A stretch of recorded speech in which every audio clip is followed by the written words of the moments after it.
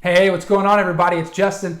And today I'm going to talk to you about something a little more serious, something that I unfortunately know all too well, but something that I think is so relevant in today's society more than any other time in history, and that's anxiety and depression. This is a topic that really hits home for me because I struggled with anxiety for as long as I can remember. From the time that I was a little kid, I was a really anxious kid, and I was one of those ones that just dealt with a lot of stuff inside, but unfortunately I was able to hide a lot of those things behind a goofy personality and a flashy smile. And so a lot of people really never knew that I dealt with that. In fact, most of the people that I went to school with or people that knew me growing up, when we have conversations now or they come across my content or anything like that and they hear me talking about anxiety and depression and my struggles with them, they actually get really surprised. But it's been something that's been a part of my life for as long as I can remember. And that anxiety really just built to the point where in my early 20s and mid 20s, I went through a lot of depression and got to the point where I really just didn't even want to live anymore. That's how bad it got. And so what I want to do today is I want to talk about this from the perspective of the things that I did in my life that allowed me to get to the point where I'm able to really live a life now where anxiety and depression don't control me anymore. I've been able to go through and implement things into my daily life and to be very conscious and proactive about doing these things to where I have been blessed with the ability to be able to kind of weed those things out. And now I get it. Anxiety and depression are medical conditions, and I am by no means a doctor. So disclaimer, do not take these things that I'm going to tell you here today as prescriptive in any way.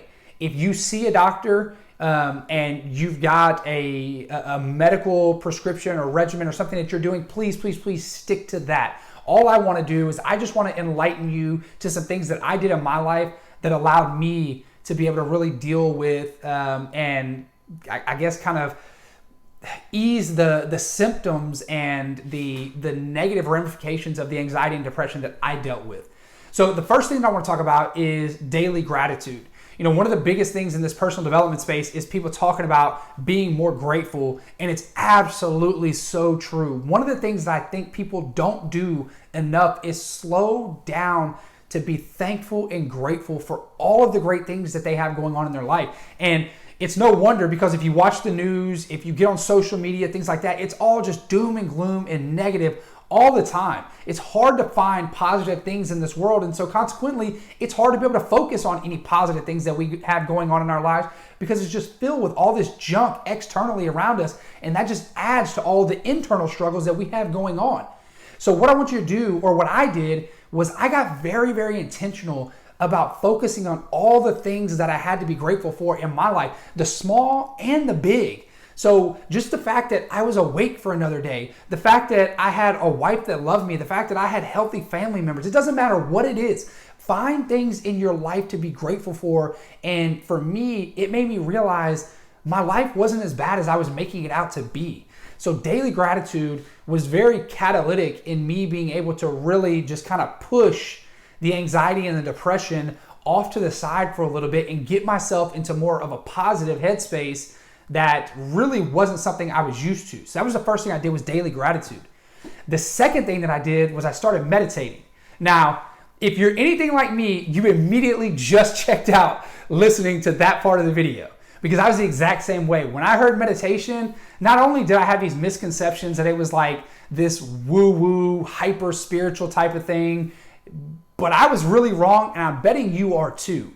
It wasn't until I actually started doing a little research and started to learn a little bit about meditation and what it's used for, how to do it, and all that stuff, that I actually started to get interested, and I started doing it. And now, I mean, that alone probably transformed my ability to be able to cope with my anxiety and depression more than anything else, because what it allowed me to do was to get out of the prison that my mind was in my life. And it allowed me to be able to focus on other things. For the first time ever, I felt like I was able to get outside of the four walls. I get it, my head's round, it's not a box. But I was able to get out of the enclosure that my mind was, that I was trapped inside all the time. and I was able to really be able to experience other aspects of my life. So if you don't meditate, I would encourage you to at least do your research, do your homework, and see if it's something that's for you. And a great place to start is to do short mindfulness meditations where you're able to get in touch with your body more than being stuck in your mind. So do some homework on that and see if meditation is something you're interested in. And then the last thing that I did that I think most people who struggle with anxiety and depression don't think to do is I started letting people in on my pain and my struggle.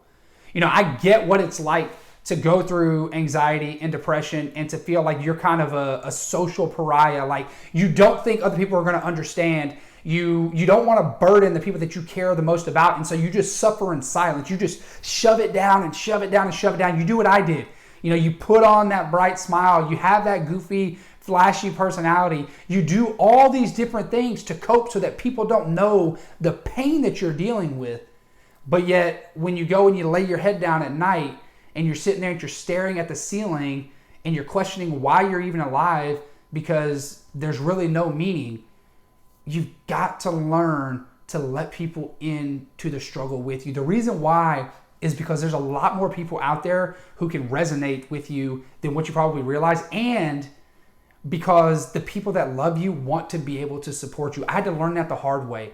It took me hitting absolute rock bottom and almost losing everything in my life for me to finally realize that I had to let other people in. I had to let those closest to me love me and support me through my times of struggle, because that was the only way that I was going to get through it. Because I proved, just like I'm sure you've proven in your life, that you're not strong enough to deal with it on your own. So you've got to invite other people into the struggle. So if you do those three things, if you start finding more gratitude in your life, if you start developing some sort of practice of meditation, and if you start allowing other people into your struggle, I hope that those things will allow you to be able to deal with and cope with your anxiety and depression the same way they allowed me to do. Because my hope for you is that you will come to know a worry-free, a pain-free life, or at least one that has less worry, that has less pain, that has less fear. I want that for you. And so I hope that these things may be able to help you so that you can go out and you can live the life that you want to be able to live.